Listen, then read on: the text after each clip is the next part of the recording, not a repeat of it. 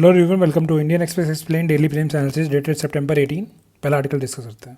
अब ये आर्टिकल हमारे लिए इंपॉर्टेंट क्यों है? क्योंकि जेएनके में इलेक्शंस हो रहे हैं और ये शुरू हुए हैं 18 सितंबर से, और ये पहले इलेक्शन है after the J and K reorganisation act of 2019। इस एक्ट ने क्या किया था, जेएनके का जो स्टेटहुड था उसको चेंज करके अब बोल दिया था कि ये एक यूनियन टेरिटरी है विथ लेजिस्लेचर, ठीक, और लद्दाख को भी एक यूनियन टेरिटरी बना दिया था। और ये कौन सी है? ये विदाउट लेजिस्लेचर है। अब इसके पास जो है लेजिस्लेचर है, इसलिए इसमें इलेक्शंस हो रहे हैं और ये पहले इलेक्शंस हैं, इसलिए ये इंपॉर्टेंट न्यूज़ हो जाती है हमारे लिए। अब कुछ कॉन्स्टिट्यूशनल आर्टिकल्स हमारे लिए ज़रूरी हो जाते हैं देखना, पहले वो समझते हैं। पहला आर्टिकल जो है वो है 239 and it governs all union territories, और ये कहता है कि the president should through an administrator और एलजी लेफ्टिनेंट गवर्नर सारी यूनियन टेरिटरीज को एडमिनिस्टर करना चाहिए, ठीक है। और दूसरा आर्टिकल जो हो गया वो है 239। अब ये बात करता है हमारे लेजिस्लेटिव असेंबली की फॉर पुडुचेरी, और इसी आर्टिकल में और चीज़ ऐड कर दी गई थी बाद में कि जेएनके के लिए भी यही आर्टिकल रिस्पॉन्सिबल होगा उसकी लेजिस्लेटिव असेंबली के लिए, ठीक है। तो 239 हमें याद रखना है। उसके बाद आता है हमारा 239 ए। ये जो होता है ये दिल्ली के लिए है, ठीक है। इसके लिए कुछ स्पेशल प्रोविजंस देता है और ये कहता है कि यहाँ का जो लेजिस्लेचर है वो सारे सब्जेक्ट्स जो कि स्टेट लिस्ट में मेंशन है उस पर लॉ बना सकता है एक्सेप्ट पब्लिक ऑर्डर, पुलिस और लैंड, ठीक है। अब बस डिफरेंस देखो इसमें दिल्ली वाले में और हमारे जेएनके में क्या डिफरेंस है कि ये लैंड वाला प्रोविज़न जो है जेएनके में नहीं है, ठीक है। तो यहाँ का जो लेजिस्लेचर है हमारे जेएनके का वो भी पब्लिक ऑर्डर और पुलिस वाले सब्जेक्ट पे लिमिटेड है, अदरवाइज वो स्टेट लिस्ट के किसी भी सब्जेक्ट पे बना सकता है, ठीक है। और कंकरेंट लिस्ट वाले पे अगर जेएनके के लेजिस्लेटिव असेंबली को बनाना होगा तो भी वो बना सकता है, प्रोवाइडेड कोई सेंट्रल लॉ को वो वॉलेट ना करे, ठीक है। इसके अलावा एक एक्स्ट्रा प्रोविजन और है जेएनके वाले लॉ में कि फाइनेंशियल अगर कोई बिल है या फिर कोई अमेंडमेंट है तो उसको इंट्रोड्यूस करने से पहले हमें प्रायर रिकमेंडेशन किसका चाहिए? एलजी का चाहिए, लेफ्टिनेंट गवर्नर का चाहिए। तो हमें बस मेन बात ये याद रखनी है कि जो 239 ए जो है वो है रिस्पॉन्सिबल फॉर लेजिस्लेटिव असेंबली जो कि बनेगी हमारी जेएनके में। और दूसरा जो एक्ट है इसका कौन सा एक्ट इंपॉर्टेंट है? जेएनके रीऑर्गेनाइजेशन एक्ट ऑफ 2019, ठीक है। अब इस एक्ट ने चेंजेस किस पार्ट में लेके आए थे? तो हमारा first schedule of the constitution में लेके आया था आर्टिकल 3 जो कि रिलेटेड है फॉर्मेशन ऑफ न्यू स्टेट्स वगैरह से।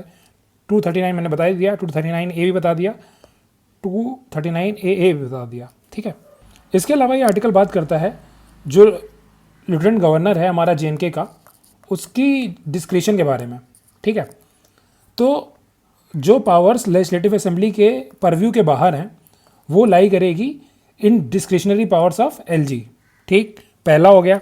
और दूसरा हो गया कि इन ऑल इंडिया सर्विसेज के मैटर में और एंटी करप्शन ब्यूरो के मैटर में एलजी के पास डिस्क्रिशन है।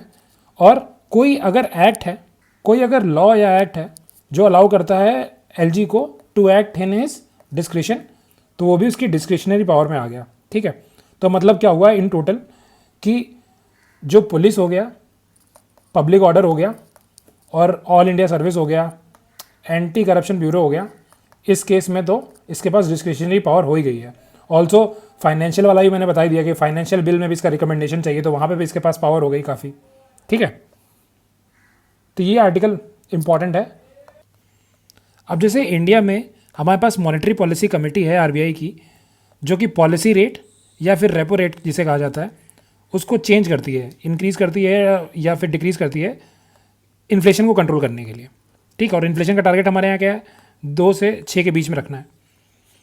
वैसे ही यूएस में वहाँ पे है ओपन मार्केट कमेटी, ठीक है। अब वो क्या करने वाली है, जैसे हमारे यहाँ रेपो रेट वगैरह है वहाँ के रेट को बोला जाता है फेड रेट, बेसिकली वहाँ के जो फेडरल बैंक है उसके रेट की बात हो रही है। तो फेड रेट को कट करने की बात चल रही है वहाँ पे, ठीक। ऑल्सो यूरोपियन सेंट्रल बैंक ने भी रेट को कट किया है, मतलब वर्ल्ड में थोड़ा एक चल रहा है कि रेट को कट किया जा रहा है। बट लास्ट मंथ मैंने तुम्हें बताया था कि जापान ने रेट को इंक्रीज़ किया था बहुत सालों बाद, तो रिवाइज़ कर लो वो चीज़, ठीक है। अब रेट कट से होता क्या है? अगर हमने रेट को कट कर दिया या रेट को डिक्रीज़ कर दिया तो क्या होता है, जो फंड्स बैंक के पास होते हैं टू गिव एज लोन्स वो इंक्रीज़ हो जाते हैं। ठीक, अब वो ज़्यादा लोन्स दे सकते हैं। अब लोन्स ज़्यादा देंगे तो क्या होगा, जो हाउस होल्ड रहेंगे या फिर जो बिजनेस सेक्टर है वो ज़्यादा लोन लेगा, तो इकोनॉमिक एक्टिविटी इंक्रीज़ होगी। ठीक, उससे क्या होगा, बिजनेसेस जो होंगे वो और इक्विपमेंट्स बाय करेंगे और उससे फिर जो वेजेस वगैरह होंगी वो इंक्रीज़ हो जाएंगी वर्कर्स की। तो ये पूरी एक ग्रोथ साइकिल बन जाती है। ठीक है, तो इकोनॉमिक एक्टिविटी ओवरऑल इंक्रीज़ करती है इस टाइम पे जब रेट को कट किया जाता है। बट जब हम रेट को डिक्रीज़ करते हैं तो इसका उल्टा होगा। ठीक है, लोनेबल फंड्स जो हैं हमारे वो डिक्रीज़ हो जाएंगे, इकोनॉमिक एक्टिविटी डिक्रीज़ होने लगती है। बट हमारे लिए जो सबसे इंपॉर्टेंट चीज़ है कि फेड का अगर रेट कट होगा तो उसका इम्पैक्ट इंडिया पे क्या होगा। तो देखो, अगर वहाँ पे रेट्स डिक्रीज़ हो गए तो वहाँ का जो डेट मार्केट है वो भी इतना अच्छे रिटर्न्स नहीं देगा। क्यों? क्योंकि अगर रेट कट हो गया है तो उसी के बेसिस पे डेट मार्केट का रेट डिसाइड होता है, तो वहाँ पे वो भी लोअर रेट ऑफर करेंगे, तो वहाँ के इन्वेस्टर्स भागेंगे अब इमर्जिंग इकोनॉमीज़ में, जैसे इंडिया वगैरह हो गया। इसमें क्या होगा कि अगर वहाँ पे रेट कट हो गया है तो इनके रेट्स जो हैं, जैसे इंडिया वगैरह के रेट्स जो हैं, ये वहाँ के इन्वेस्टर को काफ़ी अच्छे लगने लगेंगे। तो क्या होगा, वो यहाँ पे इन्वेस्ट करेंगे। It means more funds for India. तो मतलब वहाँ का रेट कट हुआ तो इंडिया के लिए मोर फॉरेन फंड्स आ जाएंगे। ठीक है, मतलब या फिर मोर फॉरेन इन्वेस्टमेंट कह सकते हो। दूसरा जो आएगा वो आएगा कैरी ट्रेड के सेगमेंट में। ऑलरेडी मैंने ये अगस्त में बता रखा था कि कैरी ट्रेड होता क्या है। बेसिकली क्या होता है, करेंसी होती है, उसके एक्सचेंज रेट के डिफरेंशियल से जो बेनिफिट होता है उसका फ़ायदा उठाना बोलते हैं, उसको बोलते हैं कैरी ट्रेड। ठीक, तो अगर मान लो कि डॉलर का रेट अगर डिक्रीज़ कर दिया इन्होंने, तो जो डॉलर और रूपी के बीच का जो एक्सचेंज रेट है ये हो जाएगा वाइडन, तो इंडियन करेंसी जो होगी ये ज़्यादा फेवरेबल दिखने लगेगी इन्वेस्टर्स को। ठीक है, ऑल्सो ये आर्टिकल एक टर्म मेंशन करता है सॉफ्ट लैंडिंग, तो ये तो हम डिस्कस करेंगे ही। दूसरा इसका अपोजिट होता है हार्ड लैंडिंग, उसको भी डिस्कस कर लेते हैं।